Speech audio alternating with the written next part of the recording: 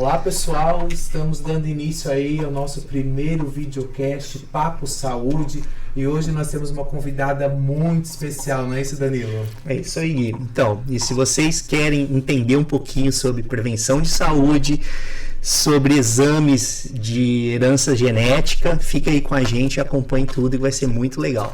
Somos aqui da Unisul e estamos aqui com o nosso videocast Papo Saúde e a nossa convidada é uma convidada ilustre. Essa pessoa que chega causando, encanta os alunos e brilhanta todos nós, professora Natália de Lima Quintanilha. É ela que está aqui conosco hoje. Palmas, produção! Palmas! É isso aí, Natália, uma satisfação enorme ter você aqui no nosso primeiro Papo Saúde videocast. Agradecer já a sua disponibilidade de estar aqui conosco. E sem dúvida, quando mencionado, né, ali na preparação, tudo do roteiro, alguém que pudesse vir aqui falar um papo leve, um papo agradável sobre a saúde da mulher, sobre a mulher empreendedora, a mulher em sala de aula, a mulher mãe, de imediato já pensei em você. Né? Todo o seu carisma, toda a sua contribuição aí com os nossos alunos, com a instituição, enfim, com essa temática, seja muito bem-vinda. Muito obrigada, gente, pelo convite. Primeiramente, parabenizar vocês pelo projeto. Eu acho que sempre quando tem divulgação científica, essa divulgação de informação é sempre bem-vindo. Então, parabéns a todos aí pelo projeto. E eu que estou honrada que está aqui, né? Falar um pouquinho sobre a ciência, falar um pouquinho sobre mulheres, prevenção. Então, realmente, eu estou muito feliz por estar aqui. Que bom, Natália. Ficamos muito felizes também com a sua presença aqui conosco. E pra gente dar início a esse papo, né, a essa troca aí, conta um pouquinho pra gente, Natália, como foi sua trajetória, né, onde você está hoje, contar um pouquinho como que é ser mãe, ser mulher, o que nos traz aí de informação? Então falar um pouquinho da minha trajetória, né, eu sempre quis ser cientista, né? Então, assim, eu estou num lugar onde eu amo estar. Eu acho que isso é perceptível nas minhas aulas, quando eu dou aula, a paixão que eu tenho por dar aula da ciência. Né? Então, eu queria ser cientista quando eu tinha 13 anos de idade. Eu sempre conto isso para os meus alunos. Quando eu tinha 13 anos de idade, eu vi um filme que eu me apaixonei por cientistas. Assim, nossa, eles descobrem doenças, sabem cura das doenças. Então, eu botei na minha cabeça que eu queria ser cientista. E com 16 anos de idade, eu fiz um curso de análises clínicas. Foi quando eu pisei no laboratório. E desde lá não saí mais. Né? Então, estou até hoje no laboratório. Então, eu trabalho no laboratório desde 16 anos. Né? Então, a minha vida começou no laboratório e aí, constantemente, eu fui estudando, fui aprimorando e, obviamente, a docência acaba agarrando a gente. Né? Então, outra área também de paixão minha é a docência, é dar aula. Então, eu sempre boto como meta da minha vida é levar o conhecimento científico para todos, independente de quem seja quem queira ou não queira, né? Porque eu acho super importante ter essa informação. Né? A gente passou por uma pandemia, a gente viu como que era importante a gente ter informação científica, né? Como que foi importante a vacina em si, conhecer de vírus. Então, a gente viu a importância que é falar sobre isso. Né? Então, a minha missão, assim, na vida é falar sobre ciência. E hoje você faz doutorado? Sim, eu tô aí nesse meu crevo de doutorado. Nessa linha também de científica? Qual o seu caminho aí? Então, eu fiz mestrado em genética, também outra área que eu sou muito apaixonada, a área da genética. E eu comecei um doutorado na área da bioinformática. Sendo que durante a pandemia eu tive que parar, né, também por conta também da pandemia, entre outros problemas. E eu tava meio pensando se eu queria voltar ou não para essa área. Eu também gosto muito de bioinformática. Eu sou bioinformata, né? Sou especialista em bioinformática. Mas aí eu comecei a ver a importância que é na área da educação e ciência. E aí comecei a migrar, a conversar com alguns professores. E hoje eu estou fazendo meu doutorado em biociência em saúde, né? Ensino de biociência em saúde, que é aí para a gente estar aí fomentando, fortificando, né, o ensino da ciência no Brasil. Ô Nath, e como que você consegue dosar o teu tempo assim para dividir como docente, como pesquisadora, como fazendo outros cursos? Como você faz para dosar isso? Todo mundo pergunta assim, mas como que você dá conta? Eu falo assim, eu não dou conta. Então, mas porque a gente tem nossas prioridades, né? Então, assim, eu gosto muito de estudar, eu gosto muito de dar aula, trabalhar, mas também eu sou mãe, né? Então, eu dedico aí, sou mãe solo. Então, eu dedico bastante tempo com a minha filha tem 8 anos. Então, quem é mãe sabe como é que é a demanda. Mas assim, a gente tem que ver prioridades, né? Ao longo do tempo aí, porque a gente não nasce mãe, a gente aprende a ser mãe, né? Então, e cada mãe é diferente, não vou dizer assim, toda mãe é igual, cada mãe é diferente de acordo aí com as suas escolhas, né? Então, eu tô aprendendo ainda a ser mãe e eu tô aprendendo a priorizar. Então, hoje em dia, tem a minha prioridade, meu final de semana é da minha filha, ela sabe disso. Então, a gente consegue dosar aí. Dia de semana tá trabalhando, estudando com o filho, fazendo outras coisas também, né? Porque não é só trabalhar e estudar, como o Gui falou, né? Também eu faço outras atividades fora a academia, fora a faculdade, fora também esse trabalho de ser mãe. Não, deixa eu contar. Então, pensando, né, nessa diversidade que é a mulher, né? Essa cobrança muitas vezes que tem até mesmo, né, o Nath, da sociedade em relação ao cuidado com o filho, às responsabilidades de trabalho, a responsabilidade de casa, né, de pesquisadora, enfim. Acho que isso, né, principalmente agora nesse mês de outubro, né, que a gente comemora aí muito a questão da saúde da mulher, né, a gente colocar em pauta a importância que tem a mulher na sociedade, Sim. nos diferentes cenários aí, né, que temos, né. E a importância da escolha dela, né, Exato. a escolha da mulher de estar onde ela quiser estar. Da sua autonomia, né? Da sua autonomia, porque hoje em dia a gente vive muito esse movimento, né, movimento do poder da mulher, né, a mulher aí ela sendo empoderada, e a gente tem que deixar bem claro que é a mulher que escolhe o que ela quer, né, não é a imposição. Então, se a mulher quiser fazer batuque, se ela quiser ser mãe ou não quiser ser mãe também, então a gente tem que entender que a mulher tem a escolha dela, né? A gente vive numa sociedade realmente que é muito imposta as coisas, né? E a gente vê agora esse cenário mudando, e eu fico bem feliz de estar participando desse movimento. E ser inspiração também, uma coisa que eu fico muito feliz é quando eu recebo esse feedback de alunas falando assim, nossa, eu também sou mãe. Uma vez eu recebi uma de uma aluna que falou assim, eu fui para a faculdade, eu não sabia se eu queria estar ali porque eu tenho um filho pequeno, mas eu vi você com a sua filha, que antigamente com a minha filha pequena eu levava minha filha comigo, né? Assim, eu vi com a sua filha, eu falei assim, nossa, essa professora tá lá com a filha, eu também posso estar lá, sabe? Então, ser inspiração também, ser exemplo, então isso é bem importante. E, Nath, e você por ser inspiração para sua filha, ela tem 8 anos, né? E ela já segue os seus passos também, já tende um pouco para a área da pesquisa. Ela gosta um pouquinho. O aniversário dela de 8 anos foi de ciências. E ela escolheu. Não teve nenhum dedo meu. Eu falei assim, filha, escolhe o que você quer. Ela, mãe, eu quero ciência, e desenhou o bolo com microscópio, com tubo de ensaio. Legal. E ela fala que ela quer ser paleontóloga. Paleontóloga. Ela quer isso há muito tempo, assim, desde quando ela tinha 6 anos. O que é paleontóloga? O que é paleontóloga? É que estuda os fósseis. Olha. Que estuda, ela gosta muito de dinossauro. Ela gostava muito do megalodon. Ela estudou, assim, começou a pesquisar vídeos, sabe tudo sobre megalodon, sobre dinossauro. Bota o dinossauro pra ela, sabe o nome. Todos. Então ela fala que ela quer ser. Não, mãe, eu quero ficar cavando os fósseis.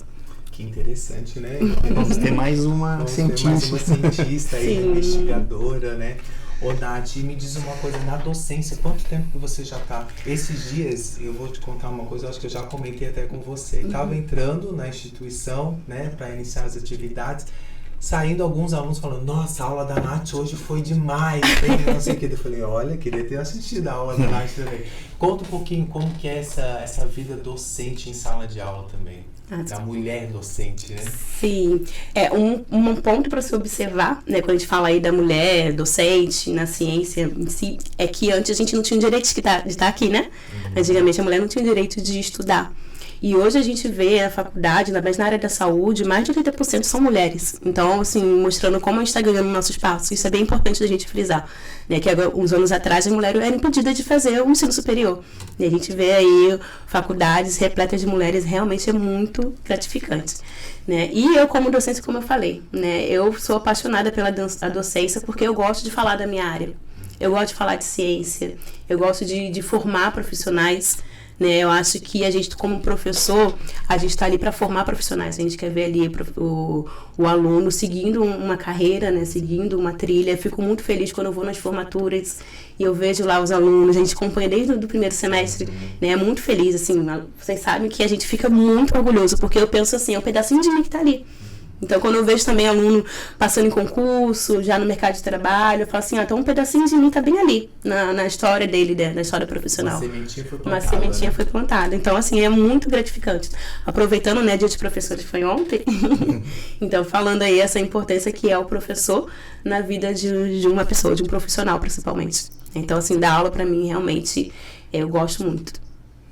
Ô, Nath, pensando também um pouquinho sobre a sua área de atuação, muito aí no contexto da genética, né, da saúde da mulher. Como eu falei, a gente está no mês do outubro, né, outubro rosa, que a gente tem várias campanhas, enfim, várias divulgações em relação à prevenção, ao autocuidado, né, a importância que tem isso aí na saúde da mulher, né? E você aí trabalhando na parte da genética, o que tem para nos dizer sobre a importância desse cuidado, até mesmo no contexto genético, né, de investigação? A gente sabe que a tecnologia hoje em dia está aí, existem inúmeros recursos. Não sei como que funciona a acessibilidade a determinados exames genéticos, por exemplo, né, para fazer rastreamento, enfim, conta um pouquinho para a gente sobre isso. Então, a genética hoje em dia ela está cada vez mais popular, né? Antigamente as pessoas não falavam muito sobre genética, hoje em dia já é uma realidade em muitas áreas.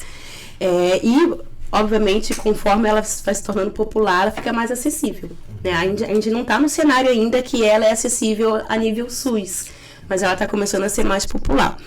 E a gente tem vários testes genéticos de rastreamento de vários tipos de câncer, até mesmo câncer de mama. Um caso que eu sempre cito, que virou exemplo mundial, é o caso da Angelina Jolie, né? A Angelina Jolie, ela fez um teste genético, que é o gene BRCA, e ela conseguiu ver uma predisposição ao desenvolvimento do câncer. Mas um ponto importante para frisar é que a gente sempre fala, tem até uma frase de um pesquisador que ele fala muito sobre isso, que a genética, ela não é o destino, né? Porque a genética, ela não é porque tem uma mutação que você vai desenvolver o câncer, você tem uma predisposição, né? Mas a gente costuma dizer que ela não é o destino, mas ela é o GPS, né? Ela vai guiar. Ela vai guiar. Então, a genética realmente, ela é uma ferramenta muito rica, do qual a gente consegue ver essa predisposição e a partir dela a gente conseguir aí fazer uma prevenção, né, fazer aí melhorar a qualidade de vida do paciente. Então isso é o que se fala muito hoje. Hoje em dia a gente tem um termo que está sendo também muito popularizado aqui no Brasil já, que é a medicina de precisão. A medicina de precisão, ela é muito associada também com o teste genético, do qual você faz esse rastreamento genético e você consegue predizer, né, saber aí os genes suscetíveis à doença que aquele paciente ele pode se desenvolver, e aí a partir daí você intervir de maneira precoce, né? Além também de você fazer um tratamento personalizado. Então a genética também ela envolve tudo isso. Nath, e quais são as doenças que eu consigo fazer esse rastreamento genético? E o pessoal tem muita dúvida assim, quem procurar para fazer? Qual o médico que eu vou procurar? Onde eu vou procurar para fazer esse serviço? Então, porque assim, existem vários tipos, não só doenças, né? Mas também condições. Então, por exemplo, condições metabólicas, né? Intolerância à lactose, que não é uma doença em si, é uma condição metabólica, mas também você consegue fazer esse rastreamento. Isso pode variar, porque a gente tem, depois aí que a gente teve essa popularização, né, da teste genético, a gente tem várias ciências surgindo. Então, por exemplo, a gente tem a farmacogenômica, que a gente consegue fazer mapeamento genético e entender qual é o fármaco que aquele paciente, aquele indivíduo pode ingerir. A gente tem a nutrigenômica, né, que a gente consegue fazer mapeamento genético e saber qual é o tipo de alimento, qual é o tipo de dieta que aquele indivíduo ele pode aí se adaptar. Então, assim, existem vários, tanto doenças e condições que a gente pode fazer através da genética, né? Mas existe algumas específicas, até mesmo falando de câncer, né? Falando aí de câncer de mama, por exemplo. Então, existe já alguns painéis genéticos que a gente consegue fazer essa predição, né? Esse prognóstico também, para saber qual é a melhor conduta terapêutica, qual é o melhor prognóstico. Então, a gente já tem alguns testes para isso. Qual profissional que eu tenho que procurar para fazer isso? Aí o médico ele pode solicitar. Tem tanto médico, nutricionista, até também, às vezes agora também tem psicólogo. Entrando nisso, a gente tem também, já saiu alguns estudos demonstrando algumas condições genéticas, principalmente associadas com a microbiota, que também pode ter aí essa condição cognitiva. Então, tanto psicólogo, psiquiatra. Então, isso pode variar, porque a genética está bem ampla. Entendi. Aí, no caso, o paciente ele vai até o médico, um clínico geral, por exemplo, e pede, solicita... Isso é boa questão. E aqui, antigamente, era solicitado por um médico, né? Porque os testes genéticos ainda não está disponível no SUS, né? Só depende de alguns testes. E também tem muito essa questão de plano de saúde, que às vezes não cobre, porque é um teste caro. Mas é importante que, com essa popularização, né, é um termo que eu falo muito com os meus alunos falando sobre isso, a gente tem o que a gente chama de genética recreativa. O que é genética recreativa? Hoje em dia, qualquer pessoa pode fazer o teste genético. Então, tem laboratórios que você chega lá, entra no site, né, aí você consegue lá, eu quero fazer meu perfil genético de nutrição, de saúde, de bem-estar, de câncer. Então, o próprio paciente, indivíduo, pode ir lá no laboratório e fazer o teste. E vem o resultado, às vezes tem um resultado bem completo, mas o ponto é, ele tem o resultado, o que ele faz com esse resultado? Qual a interpretação? Qual a interpretação? Né? Então, a gente tem muito nesse ponto. Às vezes, o paciente vê lá, eu tenho uma mutação que está associada com câncer, vou ter câncer. E agora, o psicológico do paciente? Entendeu? Então, por isso que é importante o teste ser solicitado por um profissional. Né, seja ele ali do que o indivíduo está procurando. Eu quero saber dieta, então vamos procurar um nutricionista, que ele preparado vai conseguir pegar esse exame e dar toda uma conduta ali para poder estar melhorando ali a qualidade de vida do paciente.